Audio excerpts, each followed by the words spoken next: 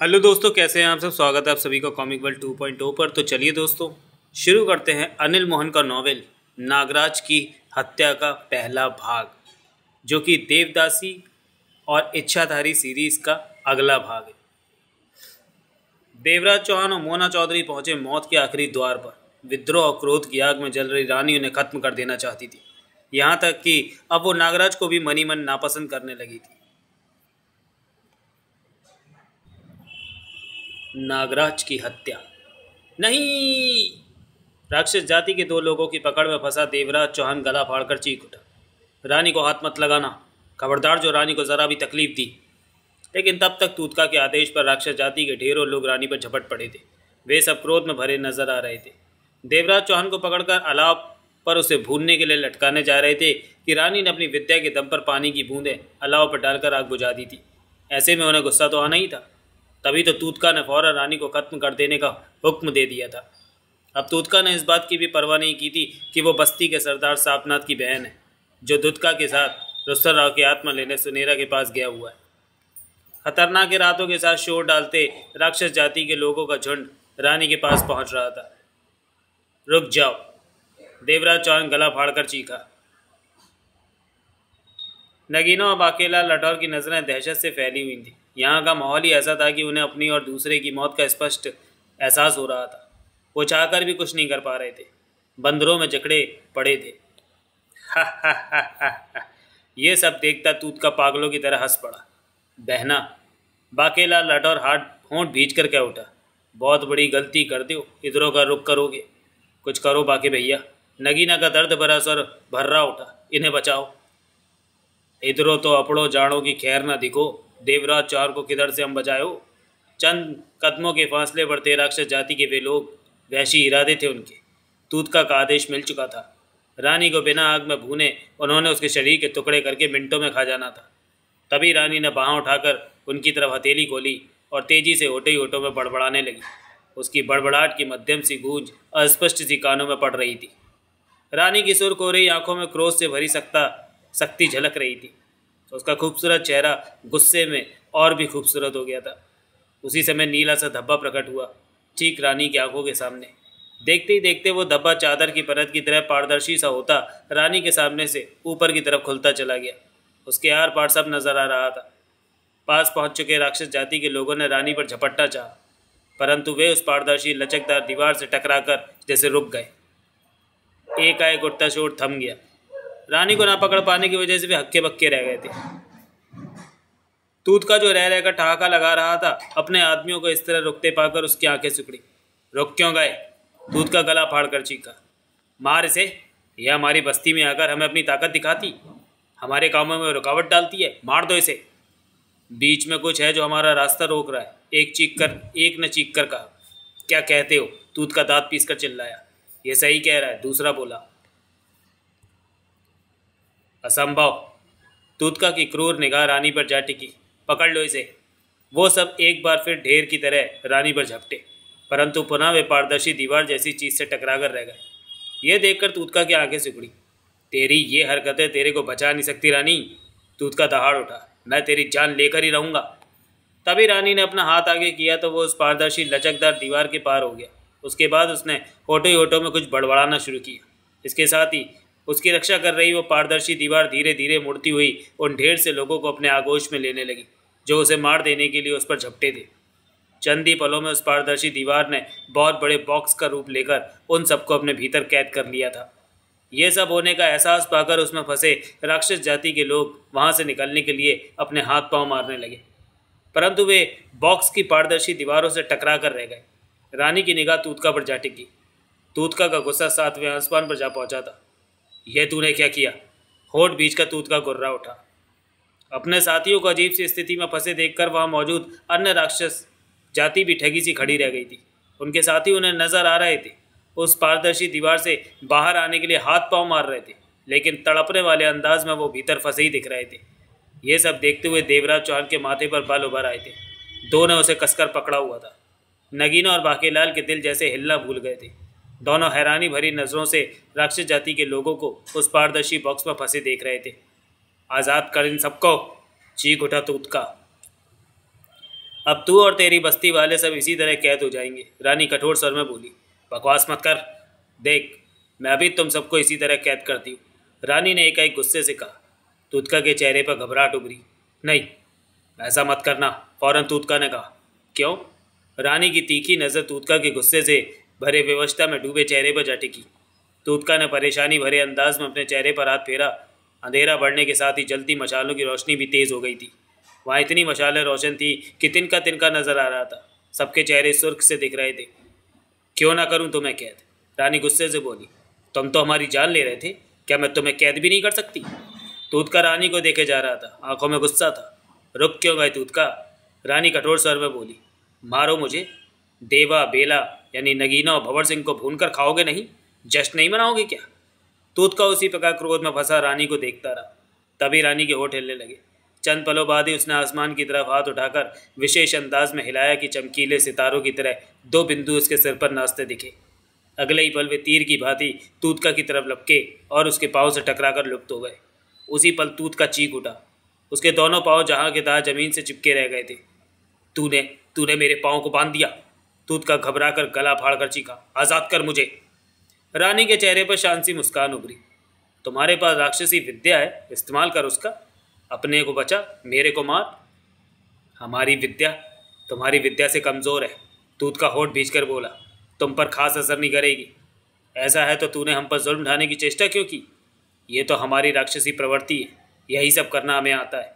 तूतका का स्वर अब ढीला पड़ गया था। तब मुझे तुम्हारी बात पर विश्वास नहीं हुआ था कि तुम ये सब विद्या जानती हो। अब विश्वास हो गया? हाँ, मैं चाहूँ तो तुम सबका बुरा हाल कर सकती हूँ। मैं समझ गया, भूल हो गई। अब मैं तुम लोगों के खिलाफ कुछ नहीं करूँगा। तुम्हारा क्या भरोसा? विश्वास करो मेरा, मैं ये जानकर कि मैं इस बस्ती के सरदार सापनाथ की बहन हूँ और हम तुम लोगों को राक्षसी इच्छाओं से मुक्ति दिलाने के लिए आए, तुमने कोई परवाह नहीं की और अपनी मनमानी की। मुझसे भूल हो गई, तूतका कमज़ोर स्वर में बोला। अब मैं तुम लोगों के खिलाफ कुछ नहीं करूँगा।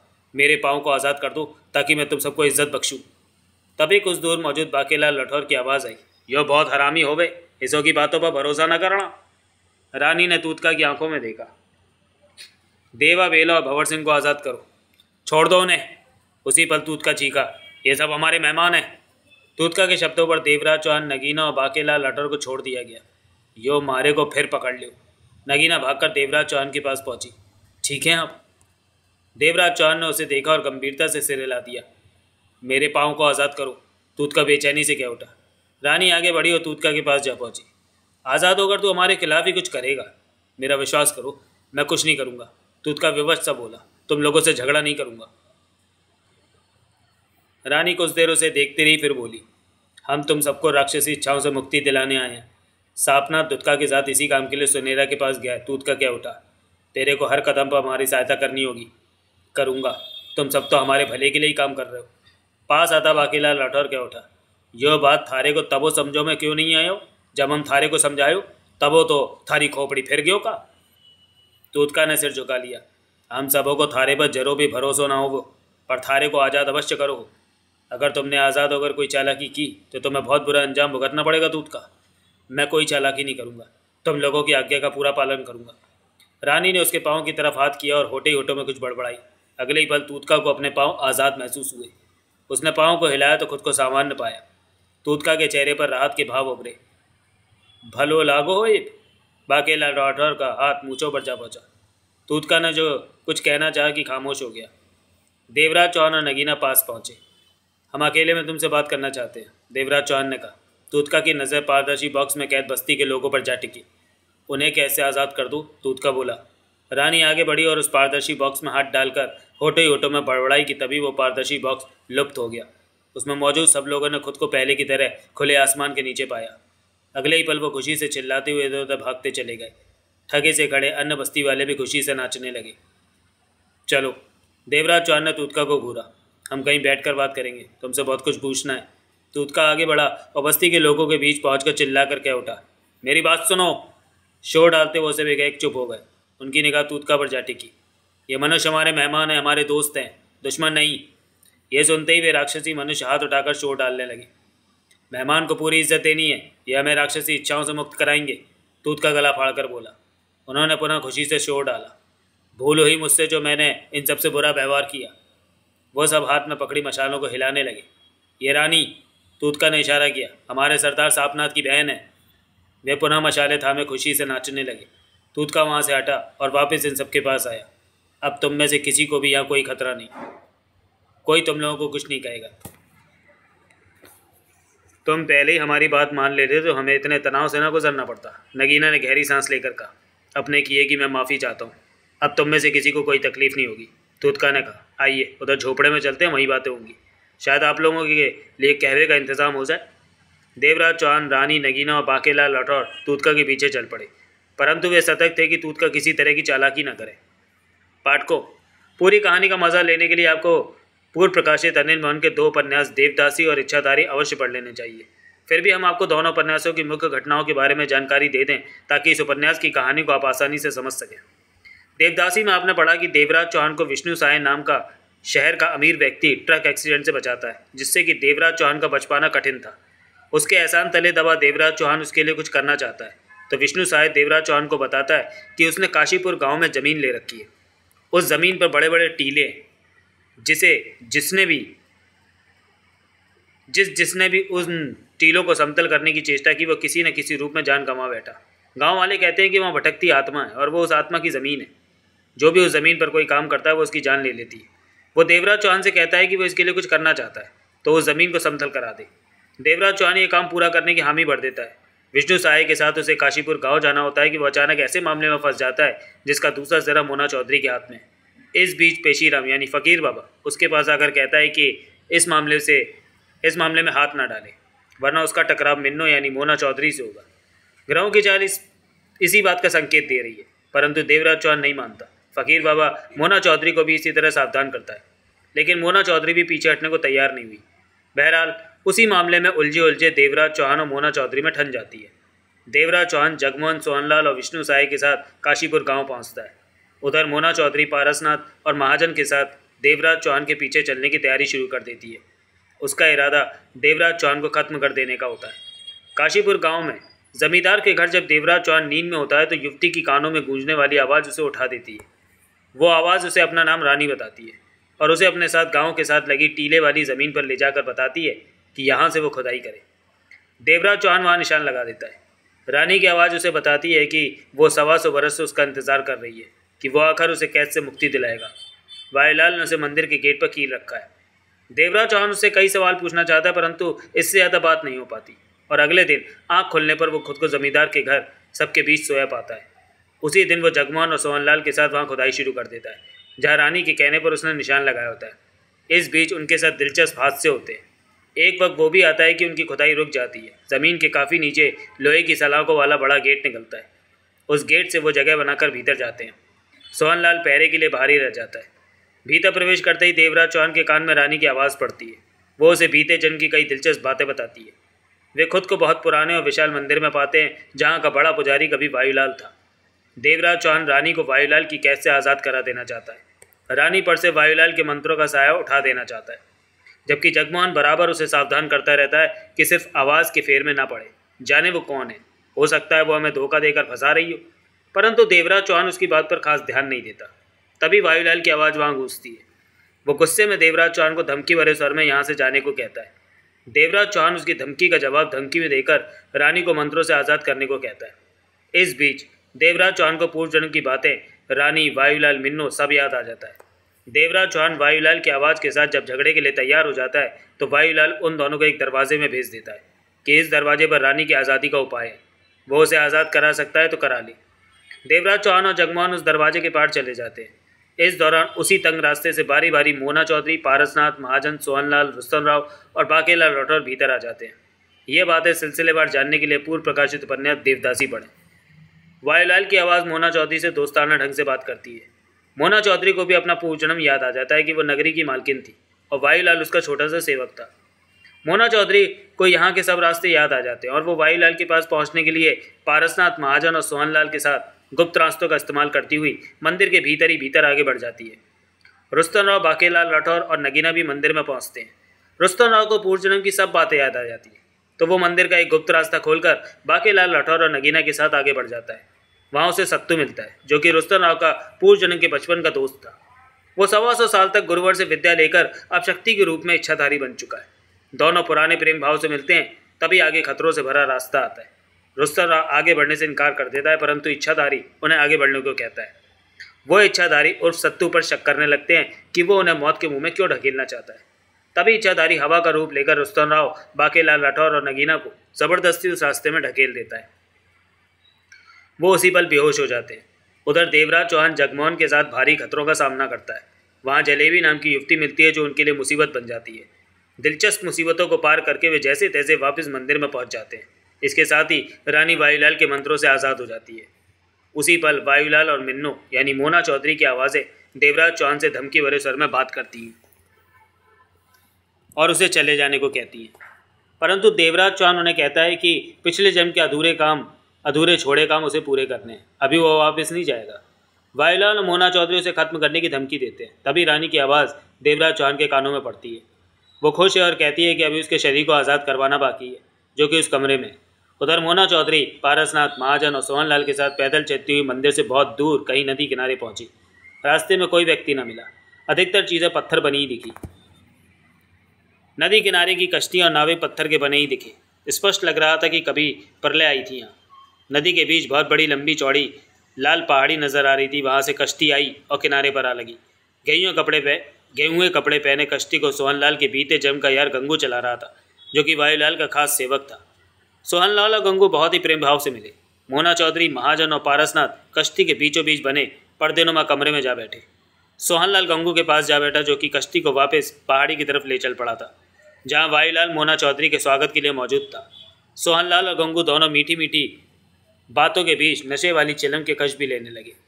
उधर रानी की आवाज़ के मुताबिक देवराज चौहान और जगमोहन रानी के बताए कमरे में पहुंचे तो वहाँ दीवार के साथ लोहे के बुत को खड़े पाया। देवराज चौहान ने उस बुत को अच्छी तरह देखा भाला तो महसूस किया वो कवच लोहे के छोटे छोटे टुकड़ों से बना है। ऐसे में वो उन टुकड़ों को उठा उठाकर अलग करने लगा। उसके भीतर रानी का खूबसूरत शरीर बंद था। देखते ही देखते वो कवच हट गया और सुंदरता की अद्वितीय मूर्ति रानी भीतर थी। दोनों पीछे हट गए। चंद पलों बाद रानी के शरीर में हरकत हुई और उसकी बंद आंखें खुली। देवराज चौहान का चेहरा खिला पड़ा था। आंखों में खुशी की चमक स्थायी होकर रह गई थी। 125 बरस के बाद वो अपनी प्रेयसी, अपनी जान के टुकड़े को सामने करीब देख पा रहा था। देखते ही देखते रानी समान अवस्था में आकर आगे बढ़ी। वो भी बहुत खुश थी। दोनों दौड़े और एक दूसरे की बाहों में न समाए। अभी जी भरकर एक दूसरे को छुआ भी नहीं होगा कि तभी जगमोहन की आवाज़ उन्हें सुनाई दी। ए रानी, तू क्यों देवा को बिगाड़ती है? चल पीछे हट। तेरे को कितनी बार कहा है कि देवा को हाथ मत लगाया कर। देवराज चौहान और रानी ने देखा कि जगमोहन गर्दन टेढ़ी किए आंखें सिकोड़े रानी को घूर रहा है। वो मुस्कुरा पड़े थे। जगमोहन को भी पूर्व जन्म की पूरी याद आ गई थी। यहाँ तक आपने पूर्व प्रकाशित उपन्यास देवदासी में पढ़ा और इच्छाधारी नामक उपन्यास की अहम घटनाएं इस प्रकार रहीं। 125 बरस पहले वायुलाल के मंत्रों से बंधी रानी को देवराज चौहान आज़ाद करवा देता है। देवराज चौहान और रानी को तब के प्यार का वक्त ध्यान में आता है और वे एक दूसरे के आगोश में समा जाते हैं। पास मौजूद जगमोहन को देवराज चौहान और रानी का मिलन पसंद नहीं आता, क्योंकि इस जन्म में देवराज चौहान पर नगीना का हक है। उसके बाद देवराज चौहान और रानी में बात होती है कि उनका मिलन तब तक नहीं हो सकता जब तक कि पूर्व जन्म में उनकी वजह से बिगड़े कामों को वे स्वयं ही ठीक न करें। ऐसे में वे तय करते हैं कि उनकी वजह से वायुलाल ने रानी के भाई सापनाथ की बस्ती के लोगों की इच्छाओं को राक्षसी इच्छाओं में बदल दिया था। उसके बाद वे देखने में मनुष्य, परंतु उनकी हरकतें और खान पान राक्षसी हो गया था। उन्हें वापस सामान्य रूप में लाया जाए। जब वे इस काम को ठीक कर देंगे तो उस स्थिति में उनके मिलन की संभावना प्रबल हो सकती है। तब उनके मिलन में शायद कोई अड़चन ना आए। ऐसे में वे सापनाथ की बस्ती की तरफ चल पड़ते हैं। इस बीच रानी को जब पता चलता है कि इस जन्म में देवराज चौहान की पत्नी नगीना है, तो वो कहती है, नगीना साधारण आत्मा नहीं हो सकती जो मेरे रास्ते में आकर तुम्हारी पत्नी बन गई। उधर नगीना, रुस्तम राव और बाकेलाल राठौर को होश आता है तो वे खुद को कुएं जैसी जगह में पाते हैं। उस गहरे कुएं से निकलना कठिन होता है, परंतु समय नाम का कम उम्र युवक उन्हें कुएं से बाहर निकालता है। तो वे खुद को ऐसी बस्ती में पाते हैं जहाँ समय के अलावा कोई भी नहीं है। समय बताता है कि रोज़ रात एक राक्षस आता है और बस्ती के एक व्यक्ति को खा जाता है। अब सिर्फ वही बचा है और आज रात राक्षस आकर उसे खा जाएगा। जबकि समय कहता है कि उसे राक्षस से बहुत डर लगता है। जबकि उसके आने का समय होगा तो वह एक झोपड़े में छुप जाएगा। रात को रुस्तम और नगीना, बाकेलाल राठौर घात लगाकर राक्षस के आने का इंतजार करते हैं। अलाव जला रखा है उन्होंने। उधर समय खुद को झोपड़े में बंद कर चुका है।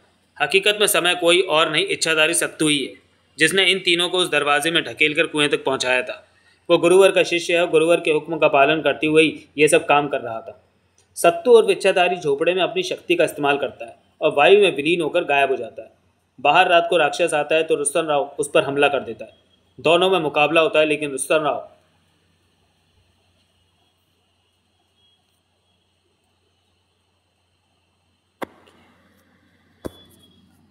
फौरन ही उस राक्षस के कब्जे में आ जाता है। दोनों में बेहद दिलचस्प लड़ाई होती है और राक्षस रुस्तम राव की गर्दन काट देता है। ये देखकर अपनी जगह पर छिपा बाकेला लाठौर तड़प कर चीखते हुए राक्षस की तरफ बढ़ता है कि अपनी विद्या से राक्षस उसे पत्थर का बना देता है। जबकि बाकेलाल की आंखें और मस्तिष्क ठीक प्रकार से सक्रिय रहता है। ऐसे में नगीना ओट से निकलकर रुस्तम राव की तरफ बढ़ती है कि गिरकर बेहोश हो जाती है। उधर राक्षस रुस्तम राव के अंग काट काट कर आग में फेंकता है और भून कर खा जाता है। बाकेलाल लाठौर पत्थर का बना सब कुछ देखता है, रोता है, चीखता है, राक्षस को बुरा भला कहता है।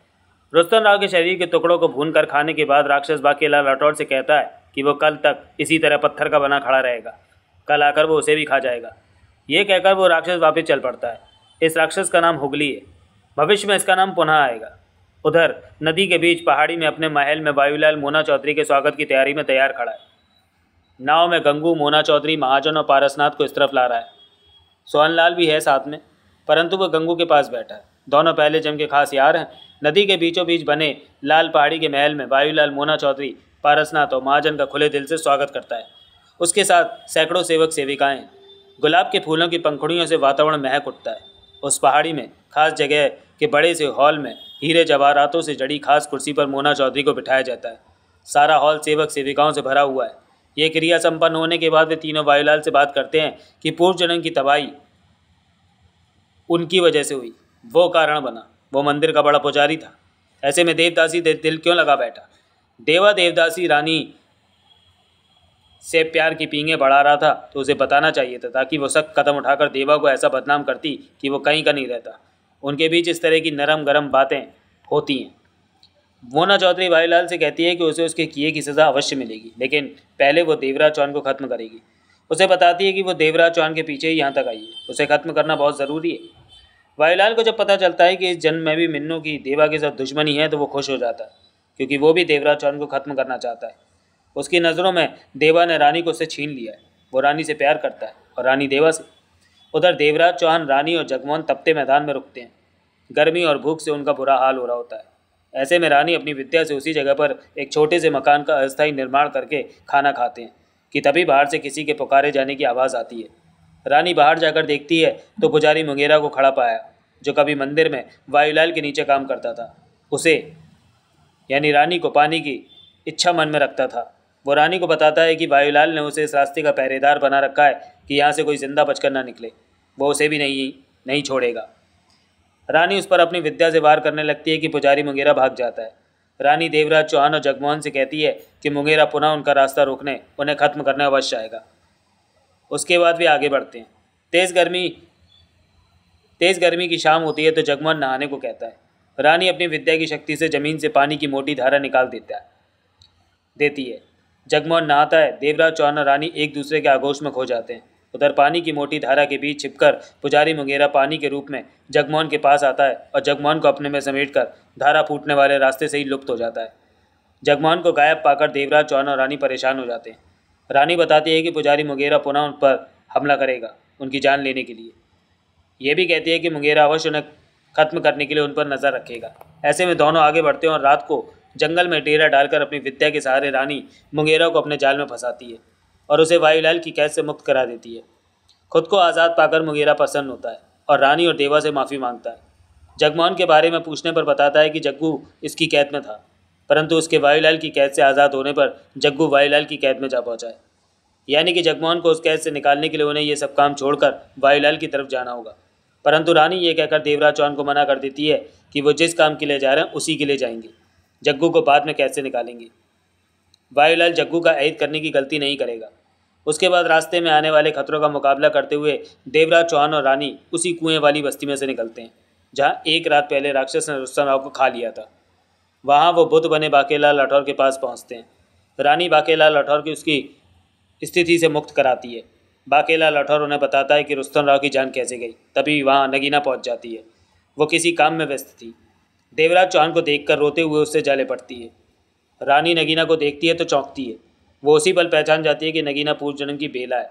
उसी वक्त नगीना को भी अपने पूर्व जन्म का एहसास हो जाता है। वो और रानी एक दूसरे के गले जा लगती हैं। इसके बाद उन दोनों में देवराज चौहान को लेकर बात होती है। दोनों एक दूसरे के लिए देवराज चौहान का साथ छोड़ने को तैयार हो जाती हैं। तब रानी कहती है कि वे साथ भी तो रह सकती हैं। इन दिलचस्प बातों के बाद वे चारों सापनाथ की बस्ती की तरफ चल पड़ते हैं। उधर सापनाथ की बस्ती में रात के इस वक्त जैसे दिन चढ़ा हो ऐसा माहौल था वहाँ। सापनाथ आह्वान करके राक्षसों के देवता मोबाम्बा को बुलाकर उससे पूछता है कि 125 बरस से तुम कह रहे हो कि हमें राक्षसी इच्छाओं से मुक्त कराने कोई शक्ति आएगी, वो अभी तक आई क्यों नहीं। देवता मोबाम्बा कहता है कि उस शक्ति के आने का वक्त करीब ही है, पता करता हूँ। कुछ पलों बाद देवता मोबाम्बा गुस्से से कहता है कि अनर्थ हो गया। वो शक्ति रूपी इंसान जिसके ग्रह में इतनी ताकत थी कि वह हम राक्षसों को बुरी इच्छाओं से मुक्त करा दे, उसे हुगली काट कर भून कर खा गया है। ये सुनते ही सापनाथ दहल उठता है कि ये क्या हो गया। देवता मोबाम्बा गुस्से में चला जाता है। सापनाथ अपने खास बूढ़े साथी दुत्का को सारी बात बताकर कहता है कि त्रिवेणी यानी रुस्तम राव को पुनः जिंदा किया जाएगा, जो कि बेहद कठिन प्रतिक्रिया है। बेहद दिलचस्प क्रियाओं के दौर से उन्हें निकलना पड़ता। बहरहाल इस काम के लिए एक तरफ का खाली मैदान चुना गया और त्रिवेणी यानी रुस्तम राव को जिंदा करने की क्रियाएं शुरू कर दी गईं, जिसमें कि सापनाथ, दुत्का, हुगली, कुड़की, हुंडी, डोलू, मोमू और छिंदड़ा शामिल हुए। इन दिलचस्प क्रियाओं को जानने के लिए आपको इच्छाधारी स्वयं पढ़ना पड़ेगा। बहरहाल रात भर ये क्रियाएं चलती रहीं। सुबह अंधेरे तक रुस्तम राव की हड्डियां मंगाकर कंकाल पुनः तैयार करके उस पर मांस की परत चढ़ा दी गई। वो रात अजीब व गरीब दौर में बीती। उस रात वायुलाल की शक्तियां भी वहां पहुंचकर उनका काम खराब करती हैं, परंतु देवता मोवाम्बा छिंदड़ा के रूप में अपनी ताकत भेजकर उन्हें बचाता है। सुबह होने से पहले त्रिवेणी यानी रुस्तम राव का शरीर तैयार हो जाता है, परंतु उस शरीर में आत्मा नहीं थी। आत्मा सुनेरा की कैद में पहुंच चुकी थी, जो कि आत्माओं का रखवाला था। सापनाथ का भाई नागनाथ सुनेरा की सेवा में था। कभी नागनाथ यहीं पर सापनाथ के साथ रहता था और उसकी सरदारी पर हाथ डालने की कोशिश की तो सापनाथ ने उसे बेइज्जत करके वहां से निकाल दिया था। बहरहाल अब समस्या थी त्रिवेणी और रुस्तम राव की आत्मा सुनेरा से लाने की, तो सापनाथ और दुत्का सुनेरा की बस्ती की तरफ रवाना हो जाते, जो कि काफ़ी दूर थी। उधर वायुलाल अपनी पहाड़ी के महल में शयन कक्ष में बैठा सोचों में गुम है। मोना चौधरी, पारसनाथ महाजन अपने शयन कक्ष में आराम कर रहे थे। वायुलाल को 125 वर्ष पहले का वो वक्त ध्यान आता है जब वो उस विशाल मंदिर में बड़ा पुजारी था और रानी देवदासी के रूप में वहाँ आ गई थी और देवा जग्गू के साथ मंदिर में आता रहता था। इस बीच देवा रानी की नज़र मिली, प्यार हुआ और वे एक दूसरे के होकर रह गए। वायुलाल को पता लगा तो उसने बीच में आने की, उन्हें रोकने की भरपूर चेष्टा की, परंतु देवा और रानी तो जैसे एक दूसरे के लिए बने थे। जबकि वायुलाल रानी से ब्याह करके दूर कहीं अपना घर बसा लेना चाहता था। रानी को अपना बनाने की कोशिश में वायुलाल ने उसे वो विद्या भी सिखा दी जो कि देवदासियों को नहीं बताई जाती। वो विद्या चंद खास लोगों को ही सिखाई जाती थी। अब रानी उसी विद्या का इस्तेमाल करके अपने रास्ते में आने वाली परेशानियां दूर कर रही है। रानी को पाने की चेष्टा में वायुलाल ने ढेरों नियम तोड़े और अपनी आका नगरी की मालकिन मिन्नो को इन सब बातों से अनजान रखा। एकाएक वायुलाल की शक्ति उसे एहसास दिलाती है कि कोई गड़बड़ है। वायुलाल सोचों से बाहर आकर अपने शयन कक्ष से उस कमरे में जा पहुंचता है जहां से वे खास विद्याओं का इस्तेमाल करता था। वहां उसे उसकी शक्ति बताती है कि मुगेरा को रानी ने उसकी कैसे आज़ाद करा दिया है। देवा और रानी सापनाथ की बस्ती की तरफ जा रहे हैं कि उन्हें राक्षसी इच्छाओं से मुक्त करा सके, और सापनाथ दुत्का सुनेरा के पास जा रहे हैं कि त्रिवेणी की आत्मा को हासिल करके उसे जिंदा किया जा सके। इस तरह वायुलाल को त्रिवेणी के ग्रहों की शक्ति के बारे में पता चलता है तो वो फैसला करता है कि सापनाथ को सुनेरा तक नहीं पहुंचने देगा। वो शक्ति वायुलाल से कहती है कि मिन्नो को इस काम में आगे कर दे तो मिन्नो इस मामले को संभाल लेगी। वायुलाल यही फैसला करता है कि मिन्नो से मिलकर उसे बताएगा कि देवा रानी किस तरह उसके मंत्रों को खत्म करके सापनाथ की बस्ती और अन्य राक्षसी इच्छाओं वाले लोगों को मुक्त कराकर उन्हें सामान्य इंसान बना देना चाहता है।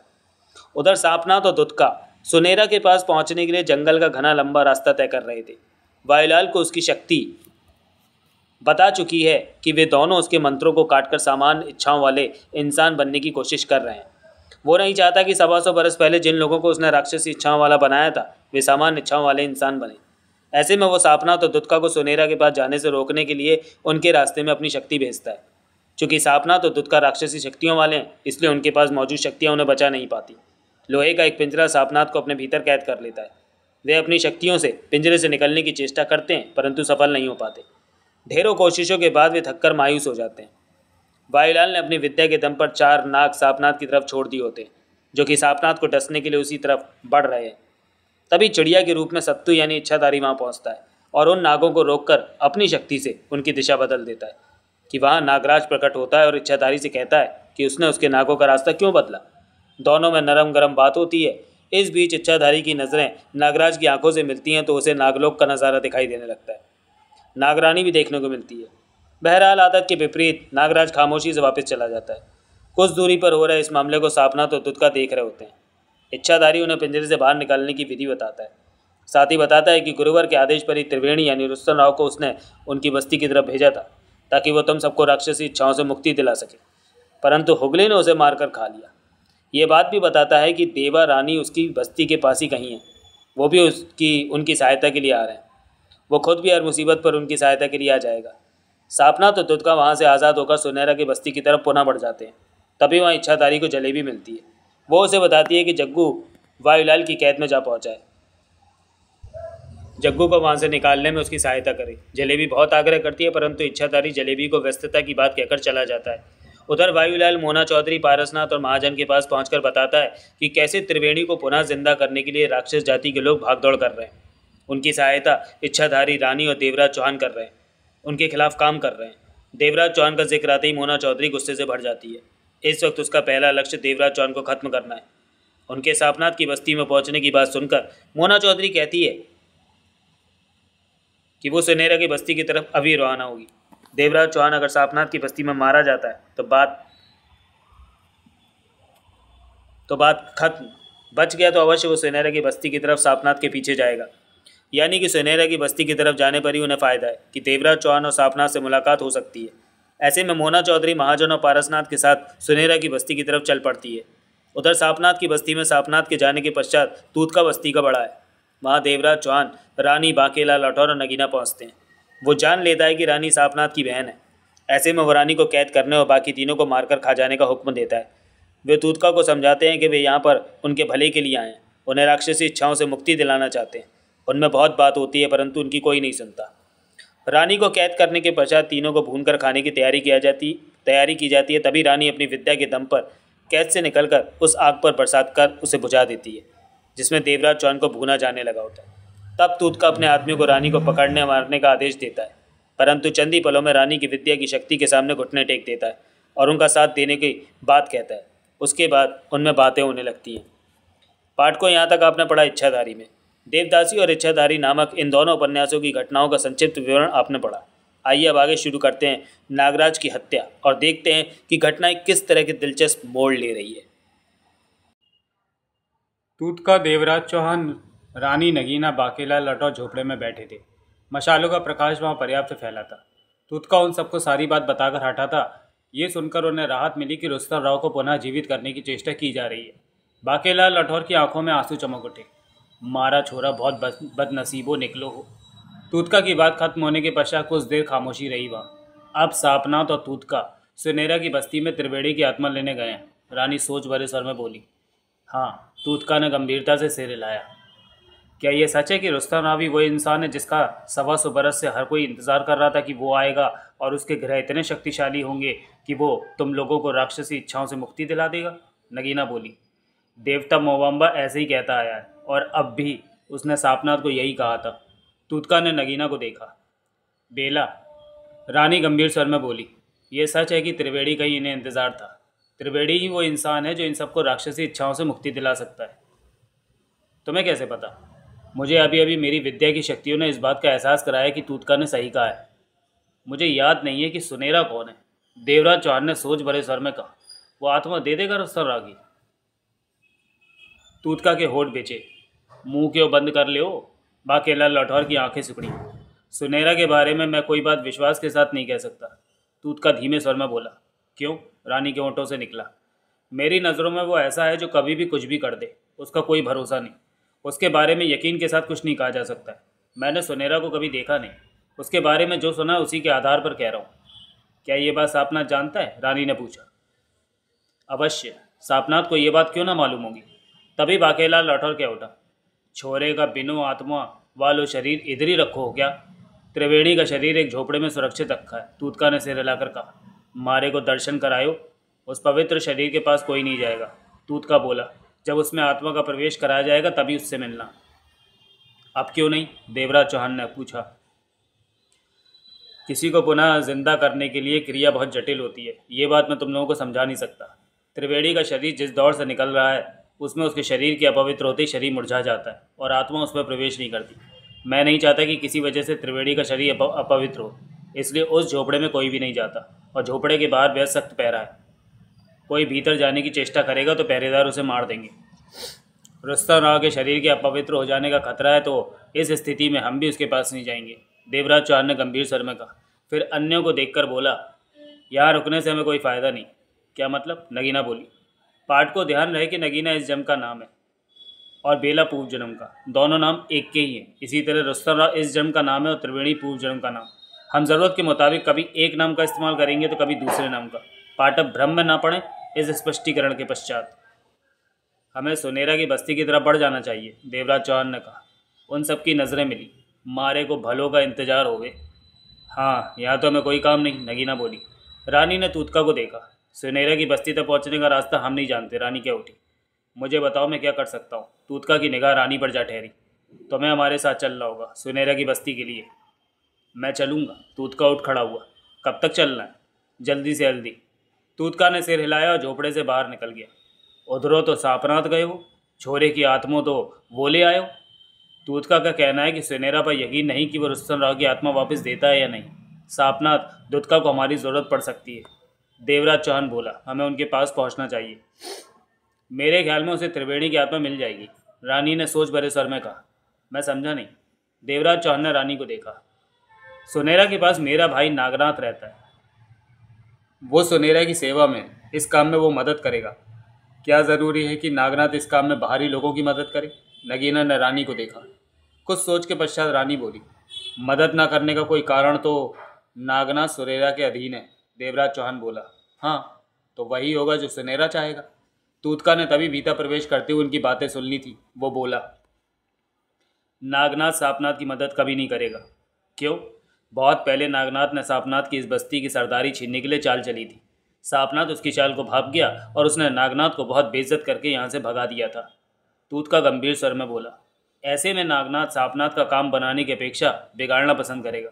दोनों में संबंध ठीक नहीं है। ये नई बात थी उनके लिए। तुम चलने की तैयारी कर रहे हो? देवराज चौहान ने पूछा।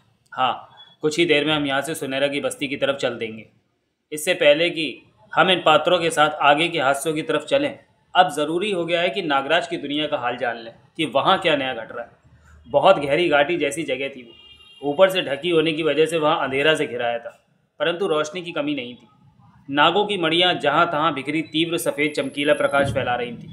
ऐसा भ्रम होता मानो उत्सव सा माहौल। बहुत से नाग फन से मड़ी के साथ खेल रहे थे।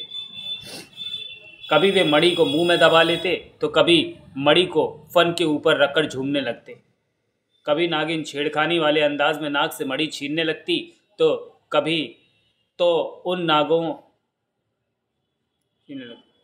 के बीच मनुष्य भी नजर आ रहे थे, जो कि अपने ही किसी कार में व्यस्त थे। कुछ सुस्ता रहे थे तो कोई दूसरे के साथ बातें करते हुए ठठाकर हंस रहे थे। ये साधारण मनुष्य नहीं थे, इच्छाधारी नाग थे। अपनी मर्जी से, इच्छा से वे कोई भी रूप धारण कर लेते थे। इस वक्त वे आराम और मस्ती में अपनी नगरी में वक्त बिता रहे थे। अजीब सा उत्तेजना से भरा रोमांचपूर्ण माहौल था। नागों की फुफकारें, उनका आपस में लिपटना, एक दूसरे के ऊपर रेंगना। अधिकतरों के रंग स्याह थे, कुछ भूरे, पीले, सफ़ेद, नीले। लगभग हर रंगों के नाग नागिन वहाँ नजर आ रहे थे। एक तरफ कुछ इच्छाधारी नाग जो कि इस वक्त मनुष्य के रूप में थे, वे समाधि की मुद्रा में बैठे जैसे किसी तपस्या में व्यस्त थे। ये तो नागों की नगरी का मात्र जरा सा हिस्सा था। आगे वक्त मिला तो हम नागों की पूरी नगरी का अवश्य भ्रमण करेंगे। इस वक्त मुद्दे की तरफ ध्यान देते हैं। इस नगरी के एक हिस्से के बड़े से कमरे में चलते हैं, जिसकी दीवारें, छतें इस तरह से आती कि जैसे काली पहाड़ी को काटकर वो जगह तैयार की गई। दीवारों और छतों से जगह जगह से नुकीले पत्थर निकले से नजर आ रहे थे। दीवारों और छतों पर अजीब सी चमक मौजूद थी। चंदन के बहुत बड़े गद्देदार तख्त पर नागराज स्वयं विराजमान थे। इस वक्त नागराज मनुष्य के रूप में सफ़ेद पैंट और बंद गले के कोट में थे। चेहरे की आभा चमक रही थी। आंखों में मन मोह लेने वाली कशिश महसूस हो रही थी। वे छत को देखते हुए सोचों में गुम थे कि बेहद खूबसूरत स्त्री ने भीतर प्रवेश किया। वो नागरानी थी। पाठक बंधु पूर्व उपन्यास इच्छाधारी में नागरानी से मिल चुके हैं। नागराज की निगाह नागरानी पर पड़ी तो चेहरे पर मुस्कान आ ठहरी।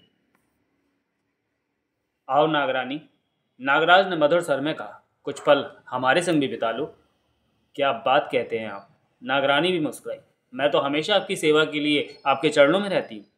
तुम्हारी जगह हमारे चरणों में नहीं, हमारे दिल में है नागरानी। आप अवश्य सच कह रहे हैं, परंतु मुझे आपके चरणों के पास बैठकर ज़्यादा शांति मिलती है। पास आकर नागरानी नागराज के पाँव की तरफ एक कोने में बैठ गई। नागराज ने नागरानी को भरपूर निगाहों से देखा। अगले ही पल नागराज उठकर बैठ गए। तुम हमसे क्या छिपा रही हो नागरानी? नहीं, मैं तो कुछ भी नहीं छिपा रही आपसे, नागरानी के होठों से निकला। तुम हमसे झूठ बोल रही हो या मजाक कर रही हो? नागराज गंभीर नजर आने लगे। नागरानी ने सिर झुका लिया। आज तुम्हारी आंखों में वो चमक नहीं है जो हम हमेशा से देखते आए हैं। नागराज गंभीर ही थे। बोलो, क्या बात है नागरानी? कोई विपदा होता है हमें बताओ, देर मत करो बताने में।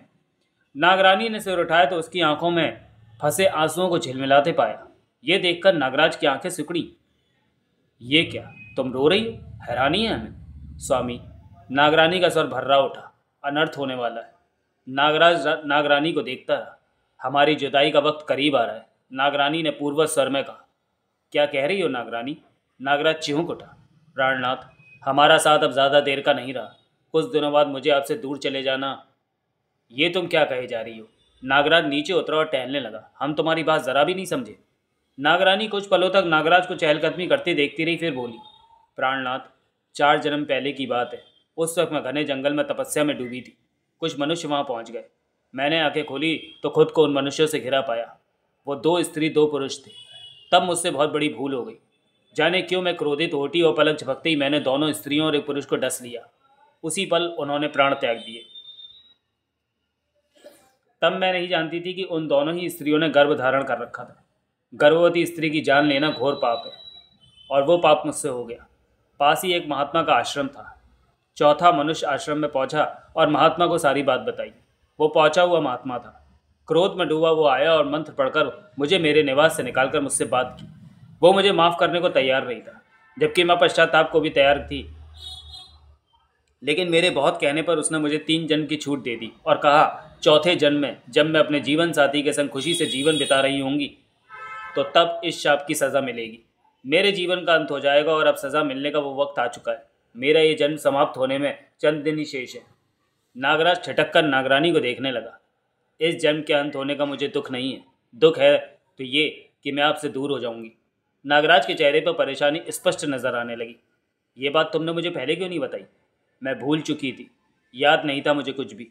नागरानी ने धीमे स्वर में कहा। कुछ घंटे पहले जब मैं नींद में थी तो उन्हीं महात्मा ने सपने में मुझे दर्शन दिए और बताया कि उस शाप की सज़ा मुझे जल्दी मिलने वाली है।